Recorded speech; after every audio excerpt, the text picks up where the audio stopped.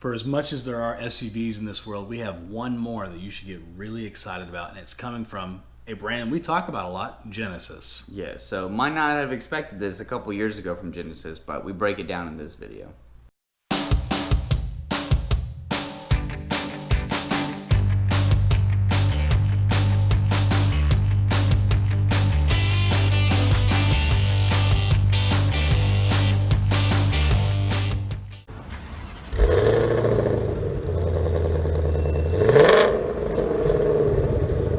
So yeah, Genesis is doing a lot of exciting things. We've talked about it in many of our previous videos, but in this segment, we're going to be talking about how they're going to be redesigning the GV70. Yeah, and it's supposed to be coming out soon. We're looking forward to it. We have some spy shots of it on the road, some renderings of it based on those spy shots. That's all we really know right now about the vehicle. But we do know some specs of it.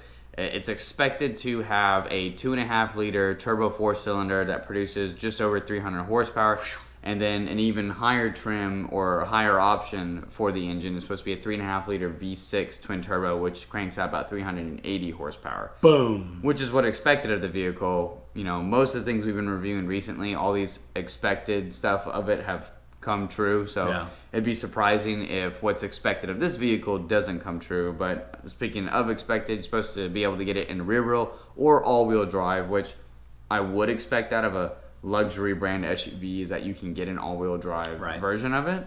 So that's pretty much what the drivetrain is supposed to look like. So we'll have to wait to see if that's what actually happens. It sounds pretty similar to what they're already putting in their G70s, which are already really impressive vehicles. Yes. And I do believe that there's quite a redesign happening right now with Genesis and all their vehicles. But going back into the GV70, we're talking about a vehicle that's very comparable to the Audi Q3, the BMW X3, or even the Mercedes GLC 300. Yeah. Now, in that segment, based on what Jacob's already talked about with the powertrains, this absolutely destroys the competition in terms of performance. If you're talking about specifically with that twin turbo V6 that Jacob was referring to with about 380 horsepower, that's comparable to the X3M, which has a similar transmission that the M340i has, which is pumping out around 385 horsepower.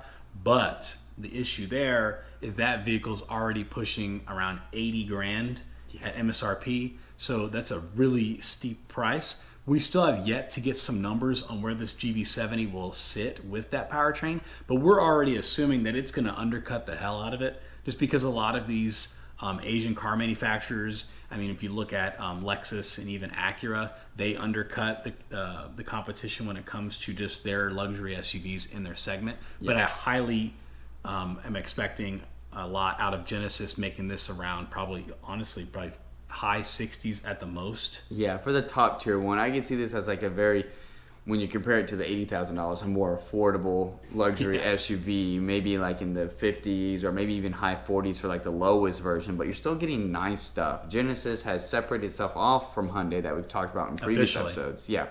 So it's supposed to be their luxury brand. So you wouldn't expect cheaper materials that you would get from a Hyundai version of that vehicle. Right. So overall, what we expect it to be is to be a better, more bang for your buck value of a vehicle than going and buying a X3, a Q3, or even the GLC 300 that we've already been talking about. Right. And I think a lot of what Genesis is doing as well is they do have a unique look to them, even though we have in the past compared the GV80 to looking like a Bentley Bentayga. Yeah. But what's great about it, like I just said, is that it looks so different in its segment. A lot of these cars are starting to blend. So it makes it an issue to where if it doesn't have a badge on it, it may be hard to tell for somebody that doesn't look at them like we do every day. Yeah.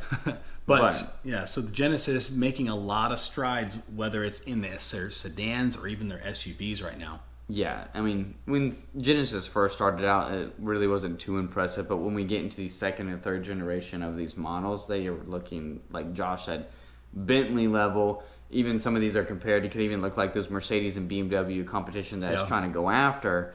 And when you're fighting an uphill battle against the monsters of BMW and Mercedes, if your vehicle looks like them and it's going to be a fraction of the price, why wouldn't they buy? That's a pretty good deal. And if they continue to have the warranties that they do, and I know Jacob picks on me, I always talk about them. How much? It should be the 10-year, 100,000-mile warranty that Genesis offers. Is that it? That's all? No. In that luxury segment, that is unprecedented. The only one I know that gets even close is BMW, and it's pretty similar to Mercedes, where you have a 4-year, 50,000-mile warranty where all maintenance is covered. But I mean, outside of that, I think if it's a Genesis, your maintenance, even though it is a luxury vehicle, should not even be close to the level of price as a Mercedes or a BMW would cost. Yeah, and that's hopeful for it. But overall, factoring in all those things, this looks like it's going to be a pretty heavy hitter in the luxury market. Yeah, I mean, Hyundai's already smashing the SUV market. Yeah. And on the more lower scale with the domestics and some of the imports between Honda and Toyota. But 100% expect once Genesis finally starts getting these to dealerships and really starts hitting the ground, I think they're going to be sprinting.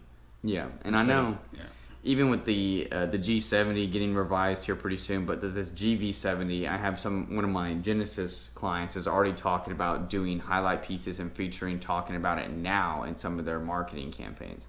So they're already expecting to get this soon. They want to get people amped up for it now. Maybe not to the level of Bronco. You're not going to see some crazy SUV reveal for this, but the hype for this vehicle is starting now with some of these dealerships. Right. And I know we've picked on the fact that SUVs are taking over the market. This is one of the few where we're kind of excited about it. I mean, this is a lot more performance. It's not boring. It's good looking. It's nice. I mean, I don't have much to pick on it about it besides the fact that it has 4 doors and it sits too tall. But outside of that, if that's something you guys are really interested in, or if there's any other new SUVs you guys have seen that you're excited about, go ahead and let us know in the comments section below. Yeah, but without further ado, that'll wrap up this episode with Gulf Coast Gearheads.